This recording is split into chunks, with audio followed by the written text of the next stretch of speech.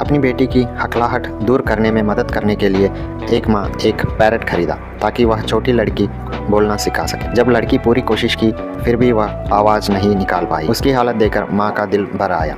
माँ उसकी मदद करना चाहती थी जबकि पिता नाराज़ हो रहे थे। तभी पैरट ने अपना सिर झुकाया और लड़की से धीरे से बात की। लड़की ने सच में उसकी बात दोहरा दी। उसके माता पिता मुड़कर खड़े रह गए। उनकी आंखें खुशी से भर आई। उस दिन से पैरट लड़की के साथ ही रहने लगा।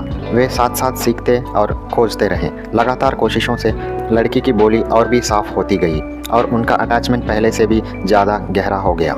लड़की के पिता चिंता में पड़ गया। उसे डर था कि बेटी कहीं पैरट पर ज़रूरत से ज़्यादा निर्भर ना हो जाए और असलियत से दूर ना हो जाए। इसलिए एक दिन उसे पैरट को कहीं और देने का फैसला लिया। लड़की रोती हुई कार के पीछे भागी। उसे रोकने की कोशिश करती रही लेकिन माँ ने उसे पकड़ लिया। पिता पैरट को एक छोटी दुकान में छोड़ आया। काफ़ी देर बाद एक बूढ़ी महिला ने पैरट को खरीदकर उसे आज़ाद कर दिया। पैरट लड़की के घर वापस जाना चाहता था लेकिन उसे रास्ता नहीं पता था, इसलिए उसने एक ओल्ड लेडी से मदद मांगी। वो उसे लड़की के घर ले गई लेकिन पता चला कि लड़की के परिवार लॉस एंजल्स चले गए। पैरट के दिल में फिर भी उम्मीद जग उठी। उसे वो बात याद आई जो लड़की ने उसे कभी बताई थी। उसने अपने पंख फैलाए और आसमान की ओर उड़ पड़ा।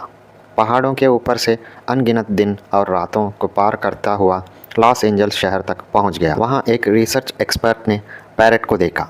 रिसर्चर ने लड़की को ढूंढने का वादा किया लेकिन बदले में पैरट को कुछ टेस्ट में हिस्सा लेना था। पैरट ने खुशी खुशी राज़ी हो गया लेकिन एक दिन पैरट को पता चला कि एक्सपर्ट ने लड़की ढूंढ लिया मगर रिसर्चर ने पैरट को रोक कर रखना चाहता। गुस्से और दुख से भरा पैरट टेस्ट में हिस्सा नहीं लेने के लिए इनकार कर देता। एक पब्लिक इवेंट में जब रिसर्चर ने पैरट से उसकी खास कला दिखाने को कहा तो पैरट एक नॉर्मल बर्ड होने का नाटक करने लगा। नाराज होकर रिसर्चर ने पैरट को एक पिंजरे में बंद कर दिया। पैरट लगभग उम्मीद खो चुका था। तभी झाड़ू लगाने वाला ने उसकी उदासी देखी। चुपके से पिंजरा खोलकर पैरट को आज़ाद कर देता है।